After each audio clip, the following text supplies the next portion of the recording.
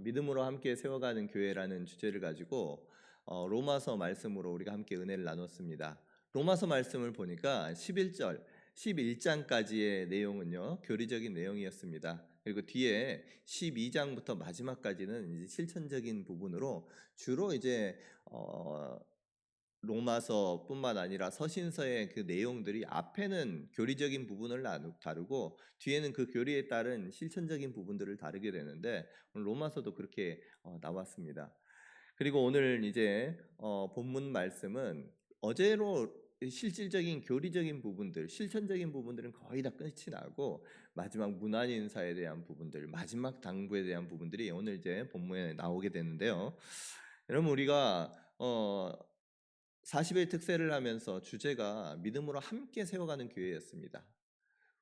이 주제가 자체만 가지고 딱 보면 하나님께서 우리 교회를 어떻게 하기를 원하시는지, 무엇을 원하시는지를 알 수가 있는데 교회를 세우기를 원하시는 거예요. 뭐 교회가 없어서 그런 것이 아닙니다.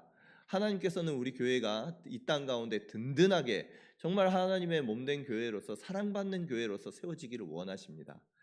그 하나님께서 교회가 이와 같이 든든하게 세워지기를 원하시는데 그 안에서 방법이 무엇이냐? 믿음으로 함께 세우기를 원하신다는 거예요. 여러분 이때 함께라는 단어에 잠깐 이렇게 집중을 하면 함께는요 혼자서가 아닙니다. 같이 해요. 사람들과 성도님들이 함께 하나가 되어서 이 교회를 세워갈 수 있음을 말씀을 통해서 계속해서 선포를 하였습니다. 오늘 본문 말씀을 보면요 16장에 서로 문안하라 아니면 문안하라 라고 하면서 그 많은 성도들의 이름이 나옵니다. 초대 교회를 세웠던 귀한 일꾼들의 그 이름들이 명단이 쭉 해서 오늘 본문 말씀에만 16절까지만 해도 이 27명의 이름이 나와요. 성경 속에 나의 이름이 기록되어 있다면 얼마나 좋을까요? 하나님의 마음속에 우리의 이름이 기록되어 있고 기억되어진다면 얼마나 좋겠습니까? 오늘 이 자리에 계신 우리 성도님들, 우리 하나님께서 우리의 이름을 기억하시고 우리의 이름을 교회를 세웠던, 교회를 든든히 세워나가는 일꾼으로 기억될 수 있는 우리 성도님들이 될 수 있기를 주님의 이름으로 축복합니다. 오늘 그래서요 이와 같이 초대교회가 그와 같은 일꾼들의 섬김을 통해서 세워지게 되는데 어떻게 교회가 세워지고 든든하게 세워졌는지를 말씀을 통해서 살펴보기를 원합니다. 첫 번째, 교회가 하나님께서 교회를 세우셨던 그 힘이 어디에 있었느냐? 첫 번째는요 헌신된 리더들에게 있었습니다. 우리 1절과 2절 말씀 같이 한번 읽어보도록 하겠습니다. 시작. 내가 겐그레아 교회의 일꾼으로 있는 우리 자매 베베를 너희에게 추천하노니 너희는 주 안에서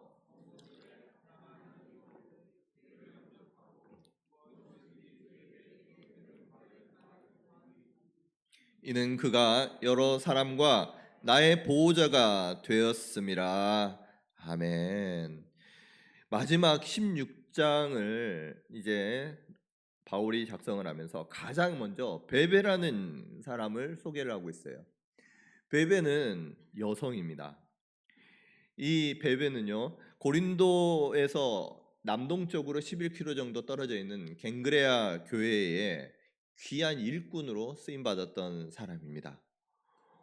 오늘 말씀에 나오는 일꾼은 그저 그냥 교회에 힘든 일들을 했던 교회에 필요한 것들을 채웠던 사람이 아니라 교회의 직분자였다는 것을 말씀하고 있어요. 교회에서 중요한 일들을 감당했던 교회의 귀한 직분자로서 그 교회의 사역에 주도적으로 열심으로 감당했던 사람이었음을 나타내고 있습니다.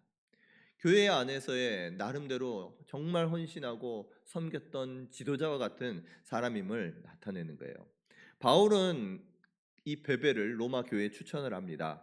그리고 성도들로 하여금 정말 하나님의 마음으로 그들 영접하고 도와달라고 특별하게 부탁하고 있는 것을 볼 때 이 베베는요, 어, 바울과 로마 교회를 연결하는 귀한 일꾼이었다는 것을 알 수가 있어요.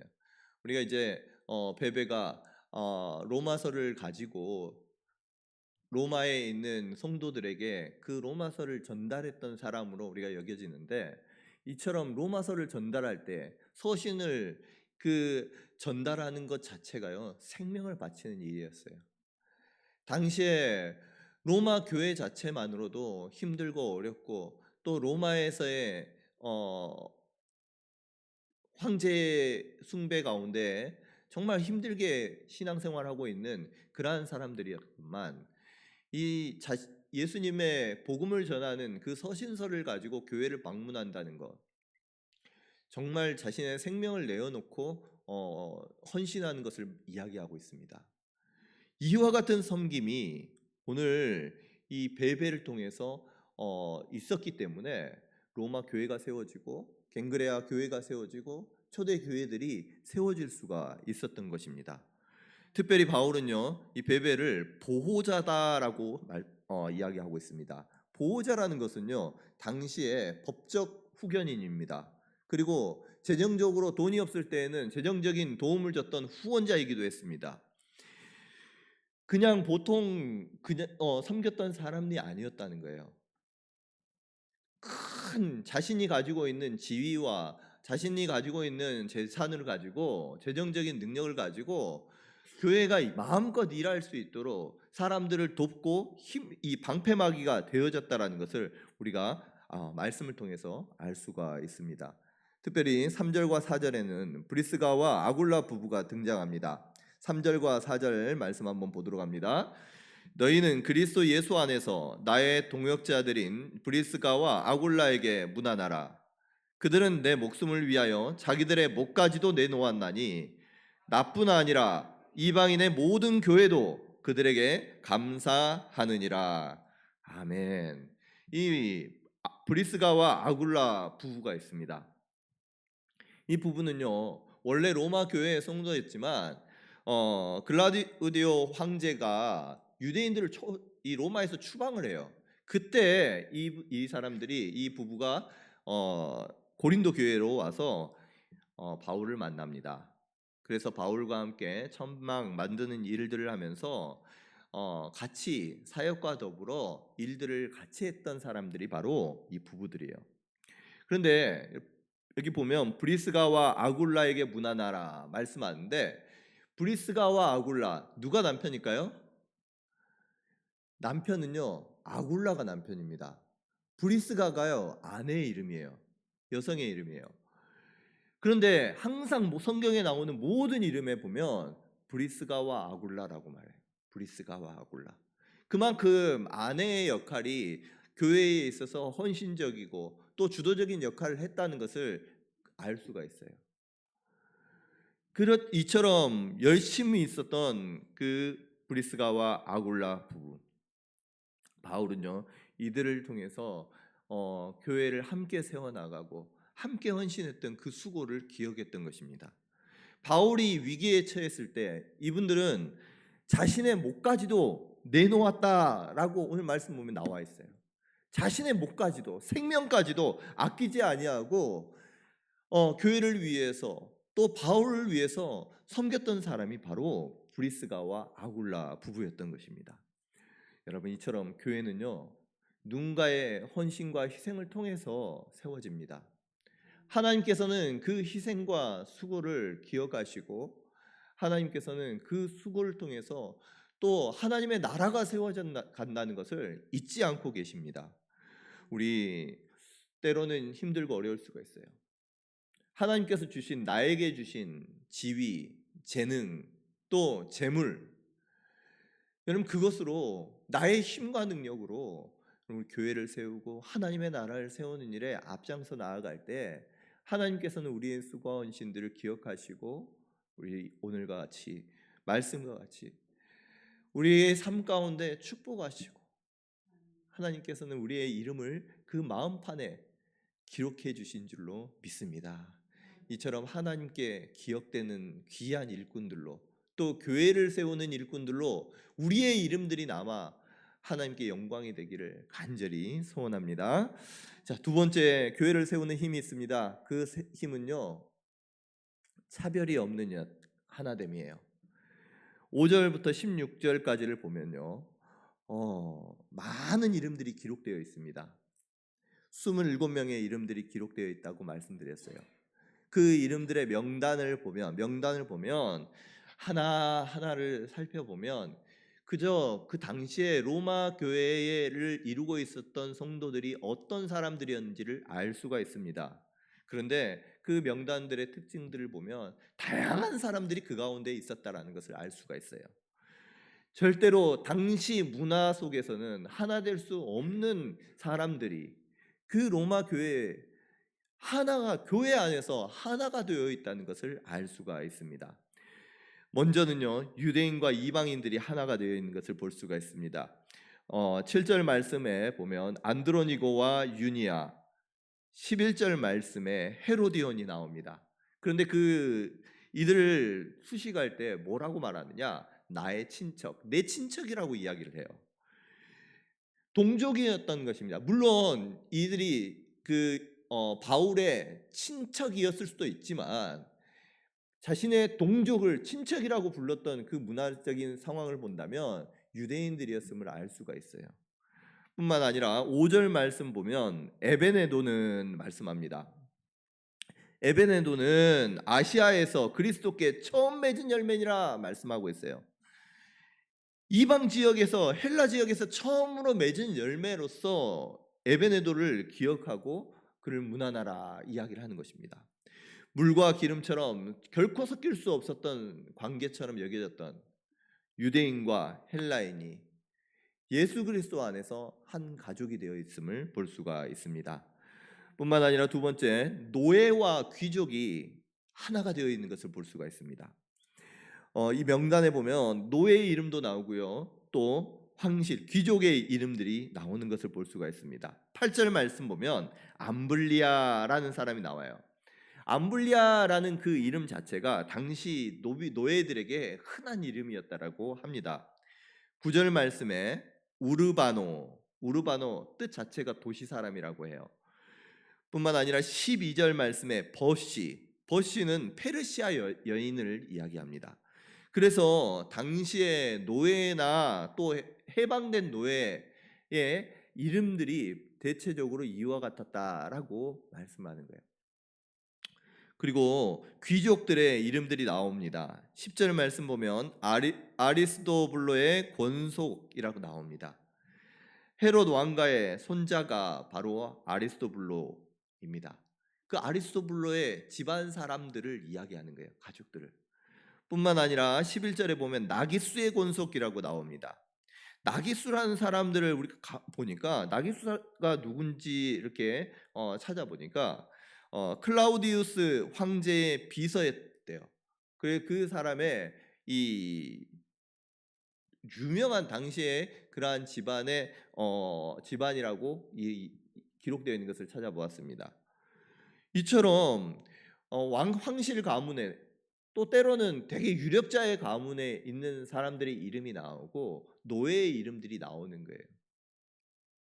당시에 이 신분이 계급 사회였던, 신분 사회였던 그 문화를 생각을 해본다면 그들이 하나 되어서 교회를 이루고 서로 문안하고 있는 것 자체가 참으로 이색적인 모습입니다. 이 당시의 문화 속에서는, 세상에서는 귀족과 노예가, 또 이방인과 유대인들이 하나 될 수가 없었습니다. 그런데 오늘 말씀을 보면은 8절에 보면 암블리아를 통해서 주 안에서 사랑하는 자, 나중에는 16절 말씀 보면 거룩하게 입맞춤으로 서로 문안하라, 서로 사랑한다라고 이야기하고 또 서로 거룩한 입맞춤으로 문안하면서 서로를 교제한다는 것 자체가요, 교회 안에서 모든 계급이 무너지고 그 앞에서 지위가 다 없이 그 안에서 하나 되어 있는 것을 알 수가 있습니다.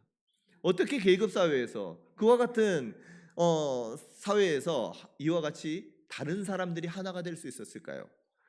그럼 그 답은요, 오늘 본문 말씀에서 알 수가 있습니다. 본문 말씀에 보면 주 안에서 그리고 그리스도 안에서라는 이 표현이요 10번이 나옵니다.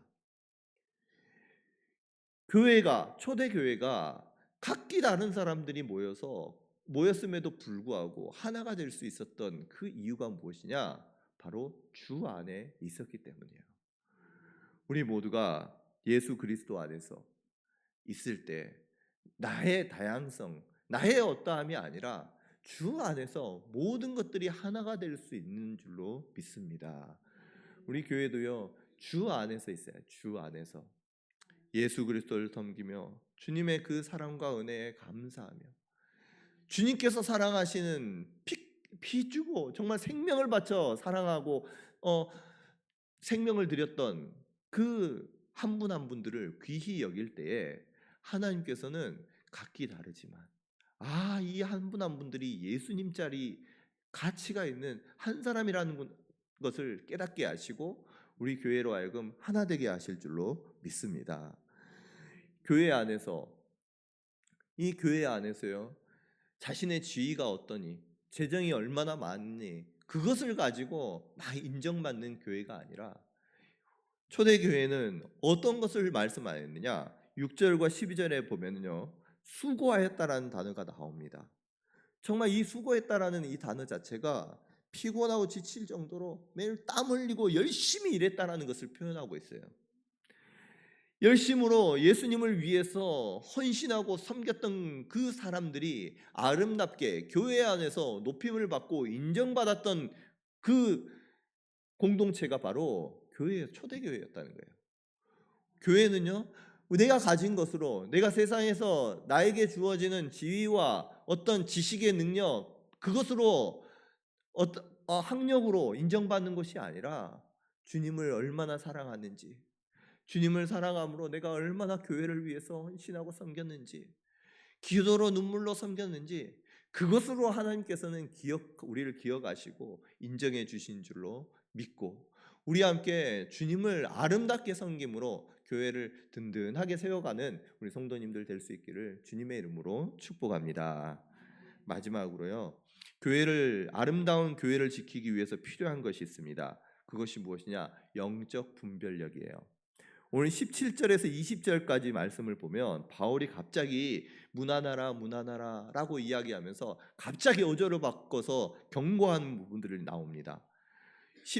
17절부터 20절까지 말씀인데요, 우리 17절 말씀 같이 한번 읽어보도록 하겠습니다. 시작. 형제들아, 내가 너희를 권하노니 너희가 배운 교훈을 거슬러 분쟁을 일으키거나 거치게 하는 자들을 살피고 그들에게서 떠나라. 아멘. 여러분, 초대 교회가 세워질 때요, 항상 무엇이 있었느냐? 분쟁이 있었어요. 교회 안에서 분쟁을 이야기하고 선포하는 것이 좋지가 않습니다. 그래서 어떤 분들은 분쟁이란 단어를 사용 안 하는 게 좋다라고 말씀을 하는데, 설교 본문에 성경 말씀에 있는 것이기에 단어를 사용을 해서 그대로 사용을 하고 있습니다. 이런 분쟁을 일으키거나, 오늘 바울은요, 분쟁을 일으키거나 거치게 하는 사람들이 있다라고 이야기하고 있어요. 교회 안에 그와 같은 자들이 있다는 것입니다. 거치게 한다는 것, 성도들의 앞에 장애물을 두어서 덫을 놓아서 넘어지게 한다는 것입니다. 이들을 뭐라고 설명하느냐? 18절 말씀 보면 우리 주 그리스도를 섬기지 아니하고 다만 자기들의 배만 섬기는 자다라고 설명을 하고 있어요. 순진한 자들의 마음을 미혹하느니라 말씀합니다. 겉으로는 교묘하고 아첨하는 말로 순진한 성도들을 미혹한다라는 거예요. 이런 사람들이 있을 수 있다는 것입니다. 바울은요, 그래서 이와 같은 것을 교회에 있는 그 성도들이 모르기를 원하지 않아요. 알아야 돼요. 알고 그것을 내가 하나님의 교회를 지키는 우리의 일꾼으로서, 파수꾼으로서, 여러분 한 분 한 분들이 스스로가 교회를 위해서 기도하시고 또 교회를 세워나가는 분들로 우리가 설 수 있기를 간절히 소원합니다. 바울은요, 이처럼 분쟁을 일으키거나 거치는 사람들이 없다고 하는 것이 아니에요. 있어요. 그런데 이들을 살피고 그들에게서 떠나라라고 말씀하는 거예요. 복음에 대해서 하나님께서 값없이 주신 그 복음의 진리, 우리로 하여금 나의 의가 내 행위로 말미암는 것이 아니라 예수 그리스도로 말미암아 의롭다 하심을 얻었건만, 자신을 나타내고 자신을 자랑하게 하고 행위로서 계속해서 뭔가 드러내도록 하는 것, 그것으로부터 떠나라는 거예요. 여러분, 주님께서 우리에게 주신 복음의 능력으로 자유하시기를 원하고, 그 마음 가운데 평강과 희락이, 의가 넘쳐나 하나님의 나라를 매일매일 살아가는 우리 성도님들 되시기를 주님의 이름으로 축복합니다. 그러면서 하나님, 이 바울은요, 중요한 영적 원리를 선포하는 거예요. 19절 말씀, 우리 20절 말씀 같이 한번 읽어보도록 합니다. 시작. 너희의 순종함이 모든 사람에게 들리는지라. 그러므로 내가 너희로 말미암아 기뻐하노니 너희가 선한 데는 지혜롭고 악한 데는 미련하기를 원하노라. 평강의 하나님께서 속히 사탄을 너희 발 아래에서 상하게 하시리라. 우리 주 예수 그리스도의 은혜가 너희에게 있을지어다. 아멘. 여러분, 너희가 선한 데는 지혜롭고 악한 데는 미련하기를 원하노라. 그럼 보통 세상에는요, 세상 물정도 잘 알고, 그리고 어떤 악한 것들도 너무너무 잘 알지만 그럼에도 불구하고 그것을 안 하는 것, 참는 것, 그것을 지혜에 있다라고 이야기를 하지만, 여러분, 교회에서는 성경의 가르침은 그렇지 않아요. 악한 데는 뭐 하라는 거예요? 미련하라는 것입니다. 악한 거는요, 미련해도 돼요. 미련하시기 바랍니다. 악한 일에는 섞이지도 말고 그 방법도 몰라도 괜찮습니다. 그럴 정도로 순결하는 것이 더 나은 거예요. 반면에 선한 데는요, 하나님의 뜻을 분별하고 선을 행하고 하나님의 기뻐하시는 일들을 행함에 있어서는 지혜롭기를 원하는 것입니다. 여러분, 오늘 말씀처럼 선한 데는 지혜롭고 악한 데는 미련한 우리 성도님들이 될 수 있기를 원합니다. 그래서 세상 가운데에서는 저 우둔하고 때로는 왜 이렇게 세상 물정도 모르고 미련하냐, 그런 말 들어도 괜찮습니다. 괜찮아요. 우리는 선한 데는 지혜로운 사람이고 악한 것에 있어서는 그것을 굳이 가서 맛보지 않아도, 굳이 가가지고 그것을 경험하고 알지 않아도 억지로 참는 사람이 아니라 그냥 몰라서 하나님 안에서 순전한 믿음 구할 수 있는 우리 성도님들 될 수 있기를 원합니다. 이전에 우리의 많은 경험들이 있잖아요. 우리 세상 충분히 많이 경험하지 않았습니까?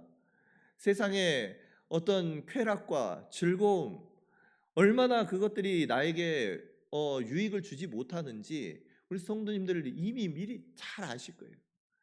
굳이 가가지고 그와 같은 데에 내가 있을 필요가 없습니다.